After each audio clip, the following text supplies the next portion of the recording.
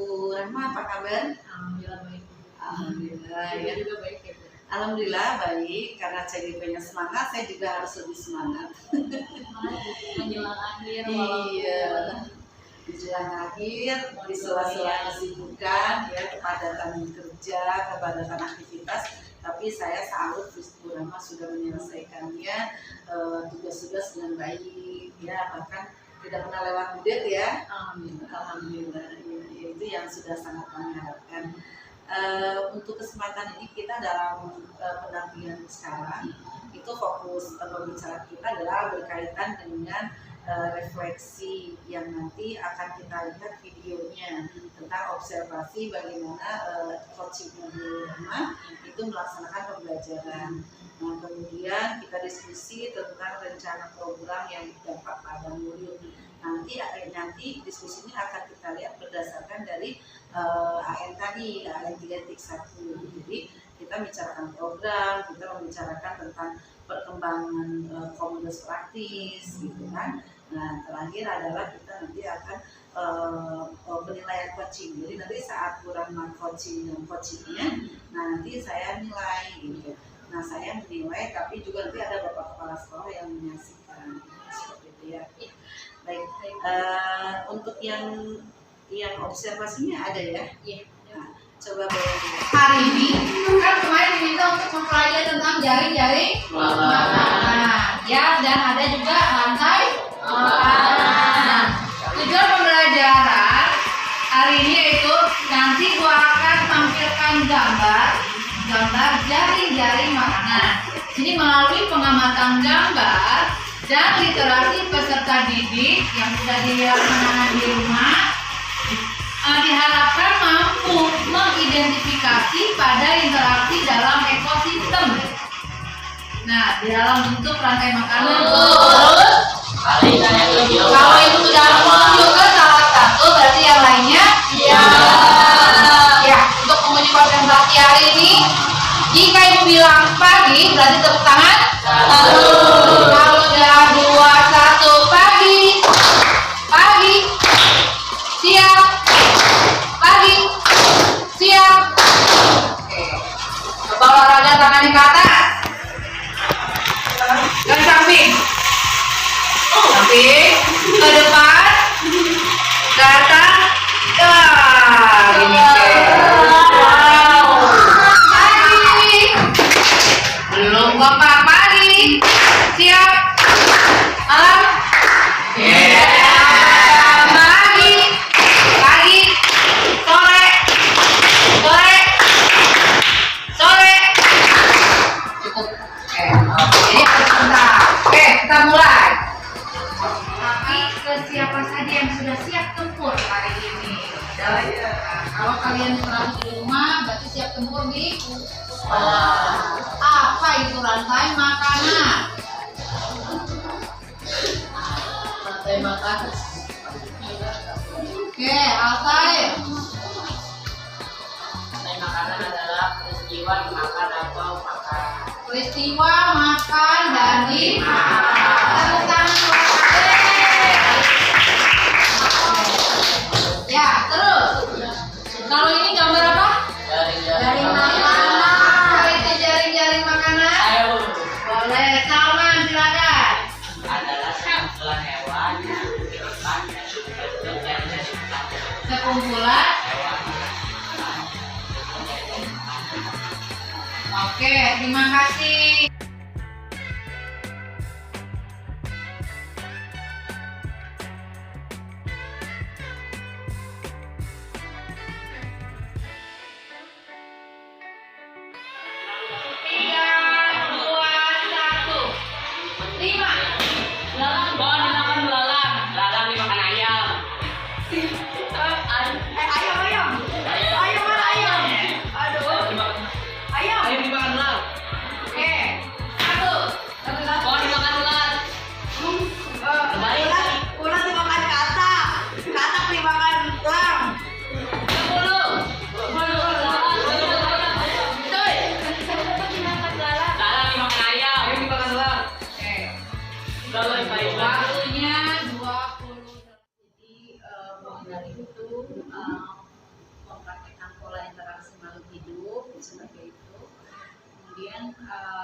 si anak ini disuruh mengamati jari-jari makanan. Jari-jari makanan itu kan gambarnya banyak tuh seperti itu. Kemudian anak dikelompokkan, diminta untuk bermain peran. Jadi dari jari-jari makanan tadi itu diputus rantai-rantainya itu ada 15 rantai makanan. Nanti akan diperankan oleh 4 kelompok tadi. Oh iya. Dari itu dari yang tadi itu terlihat ada KSE di sini. Iya. KSE-nya di mana di bagian? KSE-nya ketika di awal itu seperti biasa Bu, webinar itu memberikan kegiatan rutin di awal, kemudian juga kesepakatan kelas, beliau menyampaikan, kemudian ada SBG juga yang untuk melatih konsentrasi dari siswa. Mindfulness ada di situ. Mindfulness-nya memang belum tampak, cuma memang di situ ditampilkan konsentrasi aja. Oke. Kalau yang diferensiasinya sudah ada di situ. Nah, diferensiasinya sudah muncul, cuma Coachingnya ya. Bagaimana Bu Rahma selaku coach dengan coachingnya begini. Kemudian berkaitan dengan ini nih sekarang Bu Rahma yang AN 3.1-nya ya tentang pengambilan keputusan. Nah coba dilihat kasus ini rencana program apa yang bisa diberikan untuk ini atau maaf bukan rencana program dulu ya, kita menggali kasus dulu nih. Ada dilema etik apa dalam kasus ini? Dilema etikanya yaitu rasa keadilan lawan rasa kasihan. Kemudian sebetulnya ada lagi itu berbasis jangka panjang program apa untuk kasus seperti itu? Tapi kalau dari Bu Rahma sendiri ada nggak rancangan programnya? Ya. Kalau rancangan program yang terkait ini sih saya tuh kemarin sudah merencanakan namanya tuh bulan kreasi ya Bu. Bulan kreasi ini dimana nanti siswa itu bebas untuk berkreasi seperti itu. Kemudian nanti juga kita mengumpulkan karya-karya siswa. Karya-karya siswa ini nantinya akan dipamerkan di setiap misalnya pembagian rapor seperti itu, dan itu dijual gitu Bu. Nah dijual nanti dari hasil penjualannya itu bisa untuk berbagi. Jadi semacam donasi ya. Jadi sambil membeli tapi juga donasi dan menghargai karya mereka. Ya bagus sekali untuk yang seperti itu.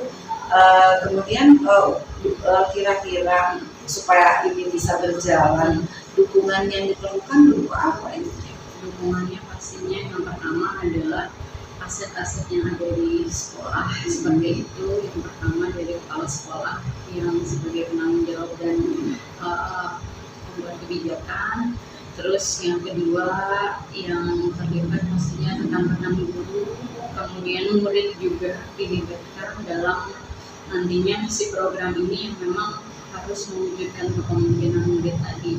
Jadi mereka nanti yang akan menjadi pelaksana sendiri. Berarti si murid sendiri harus tergali ya, dia punya kemampuan apa ya kan, yang dan itu kadang kita kan perlu kejelian. Ya itu makanya tuh rencana saya mudah-mudahan bisa terwujud ya Bu. Itu Bu, program ini memang saya pinginnya itu kan anak itu saya melihat latar belakangnya di bidang Pertiwi ini, mereka tuh kadang jenuh dengan jam pembelajaran yang masih berkilas dan kurikulum mereka, apalagi yang berkilas ini terlalu padat banget di BU ya. Makanya dengan adanya bulan kreasi ini pinginnya nanti anak itu ada penyemangat, ada apa ya, refreshing lah buat mereka gitu. Jadi di situ juga kita harus tujuannya menggali dan anak itu menjadi percaya diri, punya kekuatan atau potensi itu. Iya betul. Nah untuk menghadapi tantangan tersebut berarti kan tadi perlu juga kolaborasi ya. Kolaborasi. Ya. Biasanya itu kan dengan guru siapa tuh Bu Rahma bisa berkolaborasi untuk menggali bakat mereka.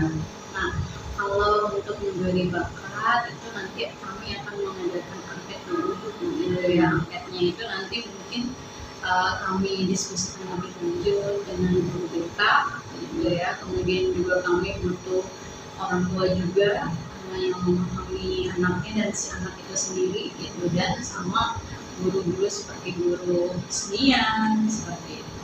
Iya, betul. Berarti tadi ada seninya juga ya di situ kan, tidak hanya kita menggunakan belajar gitu kan. Gitu. Iya, baik. Ya, mudah-mudahan programnya bisa berjalan.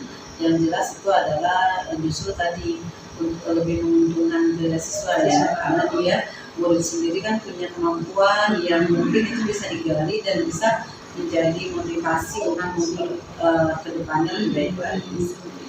Jadi sekarang ke masalah komunitas praktisi. Dalam muka ketiga kemarin kan kita sudah mengelompokkan, bahkan mungkin saja sudah mulai berjalan. Bagaimana di sekolah Purama dengan komunitas praktisi ini? Komunitas praktisi kebetulan kalau di sini baru berjalan di kota, tapi di MGMPS IPA memang saya Budiman, Pak Reja, sama Pak Asep itu memang sudah berjalan sih Bu, tapi memang di sini belum serentak aja gitu untuk komunitas praktisi ini gitu. Tapi saya sudah membicarakan ini dengan kepala sekolah, artinya nanti akan dieskakan untuk komunitas praktisi ini. Seperti itu. Karena memang kalau udah SK kan nanti berjalannya kan enak. Iya. Ada jalur coachingnya ya, sama seminar ya. Iya, iya. Kemarin kebetulan saya sudah melakukan percakapan observasi ya juga. Kemudian saya juga sudah melihat observasi pembelajaran dunia di kelas seperti itu. Nah, sekarang ini masih pada tahap pasca observasi. Alhamdulillah, Budina kemarin saya lihat di kelas itu anak-anak memang sangat interaktif ya. Jadi yang apa yang Ibu sudah ungkapkan ketika pra-observasi, ketika wawancara, itu kan area pengembangannya itu ingin mencapai anak bernalar kritis, kreatif, interaktif, dan alhamdulillah itu terlihat di kelas dalam pembelajaran yang Budina ya. Seperti itu. Artinya apa yang Ibu ingin capai dalam area perkembangannya itu tercapai seperti itu. Iya. Alhamdulillah ya teman-teman. Biasanya kan anak-anak kalau belajar itu Pak identik dengan pusing ya Bu ya. Dengan pusing, dengan hitungan-hitungan ya. Alhamdulillah dengan berbagai metode, apalagi kemarin yang kita kenal yang dipakai ini kan Quran. Jadi terlihat interaktifnya, koordinasi dengan antar kelompoknya itu terlihat sekali dan mereka sangat senang. Mereka itu sangat yang biasa yang males, agak ngantuk. Nah, semakin kesini, alhamdulillah anak yang seperti itu enggak bersemangat. Yang tadinya malas ke depan malah dilihat sendiri ya, malah anak-anak sendiri ya. Nah, Budina dari percakapan pasca observasi ini ada nggak yang ingin dicapai? Tidak, ya, dengan percakapan sekarang ini saya mengharapkan ada solusi ke depannya agar pembelajaran yang saya lakukan itu lebih baik. Ya, semoga ya Budina. Pastinya kita kan sebagai seorang guru itu terus mengadakan pembelajaran seperti itu. Nah, dari yang kemarin saya amati Budina, kalau misalnya mengadakan pembelajaran di kelas, kalau dari rating skala 1 sampai 10, Ibu udah ada di posisi yang mana? Kalau saya sih melihat prosesnya ya Bu, ya prosesnya saya masih merasa di posisi angka 7,5. Kenapa? Karena satu, anak ada yang belum siap untuk membuat plan, tapi tidak semua, tapi masih ada. Dan pada saat sekarangnya ada tugas-tugas yang lain yang kebetulan bersamaan. Nah di sini ada Kesiapan dari si anak tersebut ya untuk melaksanakan perannya. ya, Kalau dalam kegiatan pembelajarannya sendiri, kalau dalam kegiatan pembelajarannya di prosesnya Bu ya, kan dari awal sudah diberitahukan kalau minggu depan kita akan belajar tentang jari-jari. Silakan untuk membaca terlebih dahulu. Nah, di kelompok itu ada yang sudah benar-benar yang sudah kompak, ada juga yang belum, itu masih terlihat itu ada yang kayak nih anak belum baca atau ini perlu saya gali lagi nih anak kenapa gitu aja sih, apa memang adanya banyak atau bagaimana, ini perlu digali lagi nih anak kenapa penyebabnya gitu. Jadi harus lebih pendekatan lagi ke anak, gimana caranya pembelajaran IPA bisa mereka tuh benar-benar senang, menyenangkan tanpa beban gitu. Jadi itu yang menjadi tantangan ya Ibu untuk mengatasi hal tersebut gimana Bu? Untuk mengatasi hal tersebut berarti kan di sini sayanya juga yang harus lebih banyak belajar ya Bu ya, utamanya apalagi di kurikulum mereka ini kan pembelajaran berdiferensiasi. Nah di sini sayanya kedepannya harus literasi ataupun nonton video bagaimana pembelajaran yang berdiferensiasi itu dengan baik. Jadi solusi dari Ibu yaitu memperbanyak literasi mengenai pembelajaran diferensiasi seperti itu ya Bu.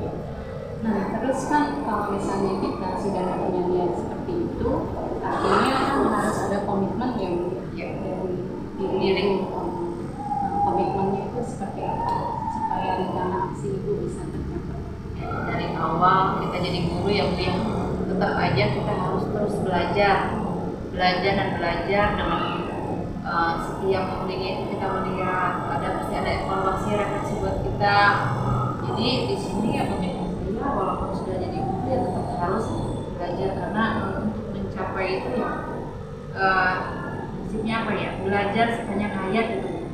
Jadi harus guru sekarang itu harus mengikuti perkembangan zaman, walaupun kita zaman dulu belum secanggih ini ya, artinya jangan kalah sama murid, jangan kalah sama murid ya. Artinya kan bagus banget tuh Bu dengar punya komitmen yaitu belajar sepanjang hayat. Sama saya juga seperti itu. Artinya kita itu sebagai seorang guru harus mengikuti perkembangan zaman seperti itu. Nah terus itu tadi komitmen, kemudian rencana tindak lanjut Ibu untuk dari komitmen tadi, selain yang tadi literasi, kemudian melihat model pembelajaran, kita rencana tindak lanjut ke depannya seperti apa? Rencananya ke depan itu tadi kan tetap belajar ya, terus evaluasi diri dengan bagaimana proses belajar dengan berdiferensiasi itu akan sering dilakukan di kedepannya. Terus di kita kan ada beberapa tingkat ya Bu ya, jadi kita akan diharapkan kita lebih aktif lagi di MGMP sekolah, di mana kita bisa sharing sama lain dengan bahasa tertentu, jadi lebih diaktifkan lagi atau lebih aktif lagi ikut di MGMP kota. Itu memang hampir 2 kali kita itu teori di MGMP IPA, dan alhamdulillah kemarin juga ada beberapa JMP yang ikut untuk berbagi praktik baik tentang pembelajaran diferensiasi. Itu yang benar, mudah-mudahan apa yang sudah Ibu ucapkan tadi bisa menjadi solusi dan bisa tercapai. Amin. Terima kasih. Lebih kepada berbagi hal kecil tapi yang memang sebetulnya sudah kita lakukan dengan model yang berbeda. Artinya dari situ, dari CJP sendiri memang banyak memberikan dampak perubahan di segi guru. Jadi tinggal kembali bagaimana guru tersebut meningkatkan apakah siap mau atau tidak atau belum siap. Itu salah satunya adalah tugas kepala sekolah dan nanti disambung stakeholder ya semuanya ya, perubahan yang sejauh ini tadi apa yang sudah kita saksikan, bahkan Bapak Kepala juga tadi sudah sedikit memberikan masukan persiapan P6. Nah, apa yang Bu Rama kira-kira masih menjadi hambatan atau masih menjadi materi yang masih membingungkan atau perlu kita diskusikan? Mungkin Bu Rama ada yang ini sih Bu ya, terkait PI 6 itu adalah yang mendatangkan aset itu nanti kan ada PP juga ya Bu ya, itu hanya bukti karya dan wawancara aja atau seperti apa Bu? Ya, oke, berarti kita langsung ke PI 6 ya. Nah, jadi dalam PI 6 itu kan nanti kita menggali aset ya. Nah, menggali aset itu kalau dalam kan ada AM-nya, AM detik 2. Nah, itu adalah berkaitan dengan bagaimana Bu Rahma bertemu dengan para aktor, ya aktor itu kan bisa 5 atau 6 ya, bertemu dengan para aktor, kemudian itu nanti kualitas dan kuantitas. Jadi ketemu dengan 5 aktor itu kalau misalnya satu pertemuan kan nggak cukup ya, kita perlu beberapa pertemuan. Nah itu mungkin Bu Rahma bisa 3 atau 4 pertemuan setiap aktornya. Tapi bisa juga pertemuan itu semacam panel, jadi aktornya itu banyak, kita diskusi bersama gitu kan. Nah atau juga bisa seandainya ada yang nggak bisa datang, bisa dengan Jimit atau Zoom. Jadi kita tidak hanya harus luring bertemu, tapi juga dengan bisa online-nya gitu, bisa dengan daringnya seperti itu. Terima kasih Bu Rahma, sukses ya, jaga kesehatan tetap.